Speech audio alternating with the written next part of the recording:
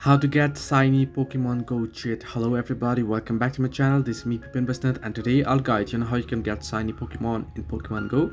Now basically there are cheats and there are exploits in the game, but I wouldn't recommend you to do so as it is a fair game. You wanna keep the community fair and you wanna enjoy the game without any cheats. So what you can do to get shiny, right? Now in order to get shiny, what you can do is you can attend certain events, you can go to certain places there.